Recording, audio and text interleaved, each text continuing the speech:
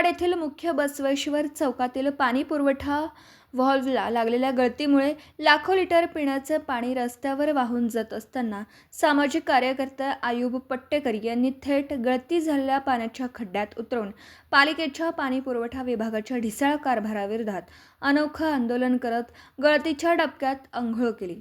निकृष्ट दर्जाचं साहित्य पुरवठा करणाऱ्यांची सखोल चौकशी करून दोषींवर कठोर कारवाई करावी अशी मागणी त्यांनी केली आहे। या आंदोलनामुळे परिसरात मोठी चर्चा रंगली। जुने बस स्थानक येथील बसवेश्वर चौकातील मुख्य पाणी पुरवठा व्हॉल्व्हला पुन्हा गळती लागल्याने हजारो लिटर पाण्याचं पाणी वाया जात आहे। शहरातील पाणी पुरवठ्याचे व्हॉल्व्ह वारंवार लिकेज होत असल्याने नागरिकांमध्ये संताप व्यक्त होत आहे। पालिकेतीलच सेवेत असलेले काही कर्मचारी दुरुस्तीसाठी लागणाऱ्या साहित्याचा ठेका घेतला असून निकृष्ट दर्जाचं साहित्य वापरल्यामुळे काही दिवसातच पुन्हा गळती सुरू होत असल्याची चर्चा आहे। परिणामी पाणी पुरवठा व्यवस्थेवर वारंवार खर्च होत असून मोठ्या प्रमाणात पिण्याच्या पाण्याची नासाडी होती आहे। दरम्यान गोठणपूर परिसरात अपुऱ्या पाणी पुरवठ्यामुळे संतप्त नागरिकांचं शिष्टमंडळ पालिकेत पाणी पुरवठा सभापतींची भेट घेण्यासाठी आलं होतं। मात्र सभापती उपलब्ध नसल्याने नागरिकांनी उपनगराध्यक्ष दीपक गायकवाड व उदय डांगे यांची भेट घेऊन आपल्या तक्रारी मांडल्या। काही ठिकाणी मोटरद्वारे पाणी उपसा होत असल्यामुळे शेवटच्या टोकाला कमी दाबाने पाणी पोहोचत असून अनेक घरांना पुरेसे पाणी मिळत नसल्याची व्यथा नागरिकांनी मांडली।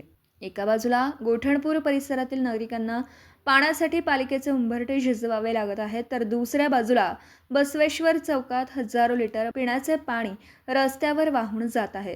त्यामुळे एकीकडे भाग तहानलेला आहे तर दुसरीकडे पाण्याची उधळपट्टी अशी उलटसुलट चर्चा शहरात सुरू झाली आहे। या परिस्थितीमुळे लोकप्रतिनिधींनाही नागरिकांच्या तीव्र नाराजीला सामोरे जावे लागत आहे।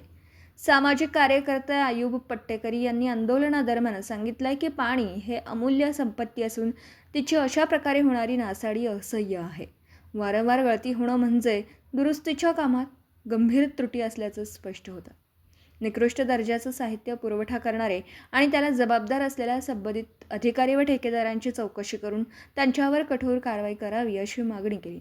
मराठी एस न्यूजसाठी कुरुंदवाडहून संदीप आडसूळ। मंजूर झाला आहे, पाणी रस्त्यावर चाललेलं आहे। जे पाणी पुढं मटेरियल देतात ते बोगस मटेरियल आहे। ते काही कामामध्ये 6 महिने एकदा मटेरियल उघडाउघडी चालू आहे। तीन जागी लिकेज आहे, तेच काम चालू आहे 3 जागी। दुसरा विषय काय नाही आहे काय। आणि पाणी पुरवठा जो माझे आहे तो लिमका पत्ता करावा आहे, तो भरवा आहे। पाणी पुरवठी सभापती बेपत्ता आहे। पाणी पुरवठा मंजूर झाली म्हणतात, तर रस्त्यावर पाणी का हिच्या कुठे कारवाई झाली पाहिजे यावर। पालिकेला पाणी मिळावं